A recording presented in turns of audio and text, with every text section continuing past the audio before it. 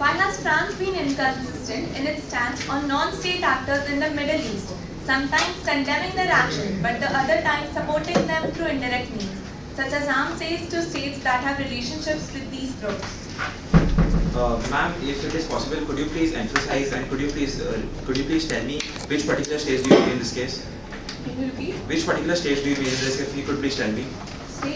States.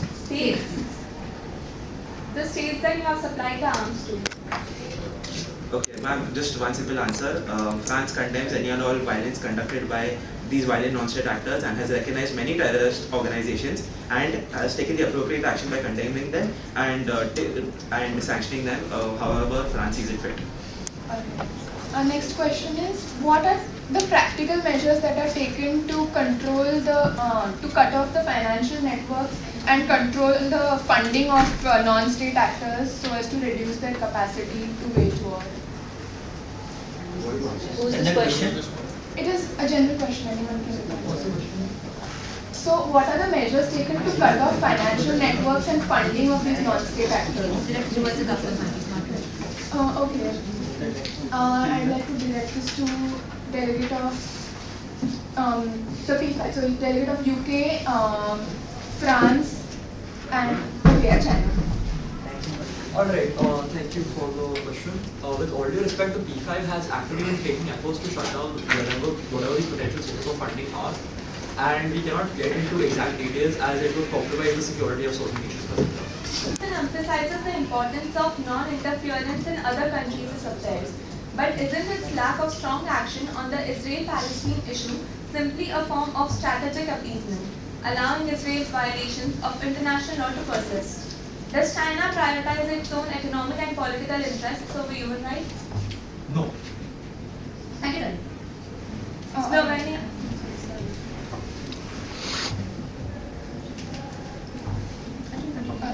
So, delegate of UK, yesterday you had suggested that building an international port operated by an international neutral party will help in the issue that humanitarian aid is being cut off.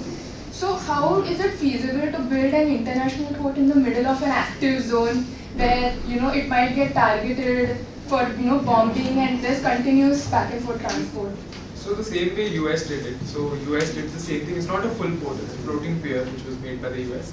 And in a similar way, I believe that if the international community wants, it can pool its resources to build a similar structure where monitoring can be done by them. And anyway, Israel has initiated a blockade over the region. So I believe the security situation can be better off. Haven't recognized Hezbollah as a state actor yet. So how will Lebanon manage Hezbollah's involvement in conflicts and alleged involvement in violation of international law if Lebanon recognizes Hezbollah as a state actor in the future? As of now, we do not see any kind of foreseeable future where we are going to actively recognize any other non-state actors in the country or state. What was the second part of your question? The second part. How will Lebanon manage Hezbollah's involvement in conflicts and alleged involvement in violation of international law? I mean, we condemn any actions that violate the international law. Apart from that, there's also a representative of Hezbollah in our own parliament. So any kind of actions, activities that legislatively we have control over in our parliament, we will surely take action. Alright. Delegate of Iran, what solution do you suggest is to be implemented during the war or to stop the war, since yesterday you had stated that humanitarian aid is of no use and Israel is not going to agree to a ceasefire? So yes, the specific statement that you stated was that UNSC's resolution is not being implemented. It was not something that was recommended by Iran in any particular sense. UNSC is recommending for a ceasefire. Iran should be binded to apply it. If, say for example, Iran is binded to apply it, only then humanitarian aid will be used. Regarding the steps taken by us, it is a ground invasion being done by Israel and not us. So they are the one who have to apply the ceasefire, not us. For the incitement and glorification of violence against Israeli civilians within certain Palestinian groups.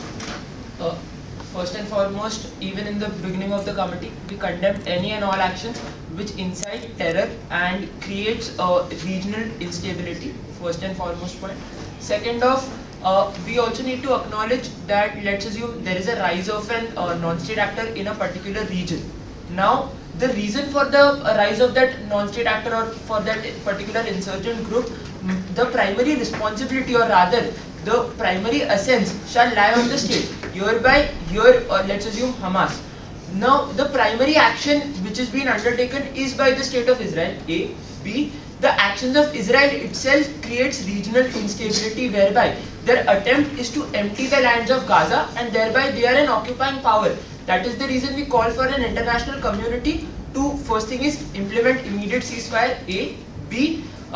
Complete reconciliation of the Palestinian land, which is West Bank, Gaza and East Jerusalem, and thereby respect the international law, in particular international humanitarian law and international human rights law. Delegate of Palestine, another question for you. So, majority of the people in this committee have suggested peace talks. So, if in case that happens, what compromises is Palestine willing to make? Ma'am, in the first place, the Palestinian authorities, the Palestinian national authorities is open for peace talks. Most importantly, the current crisis is between Israel and their actions in Gaza, right? So, our first and foremost attempt is that the conflict should cease, okay? The actions of Israel should cease. Second thing, that the Palestinian people shall get their right to restitution, their right to reparations, which is restorative and retributive justice. Thereby, Palestinians need to be given justice not just on the paper but also on ground. The delegate of Iran said that they have expressed willingness to stand before the ICC only if Israel's president does the same. So how can Iran say that they are committed to accountability and international justice? So that particular statement in sense was misinterpreted by the press. That statement was in jurisprudence too, as Israel does not believe the jurisdiction of ICC, Iran also does not believe the jurisdiction of ICC. It was said in a rhetorical sense, and therefore we as have not been a signatory to ICC, and therefore we do not recognize its jurisdiction, just as Israel does. Slovenia claims to support a two-state solution, yet has done little to challenge the European Union's weak stance on Israeli violations of international law. How can Slovenia justify its passive role when the European Union continues to allow Israeli settlements to expand without consequence? First and foremost, we've celebrated, the European Union as a whole has celebrated the ICJ judgment that has come out. Unfortunately, the European Union does not believe in using violent means to in any way, restore peace and security, because that is not peace and security. Hence, taking stances such as that support military in any sense is something that the European Union will not be engaging in. Secondly, the delegate of Slovenia has recently recognized the state of Palestine in better interest of further facilitating a referendum happening soon, as well as acknowledging that Palestine and Israel both exist as states, hence allowing for the two-state resolution to take place in the same. The same has also been mentioned to the European Union, and the European Union is encouraging the United Nations to recognize Palestine as a member state of the UN. Thank you so much, Alex. Yes.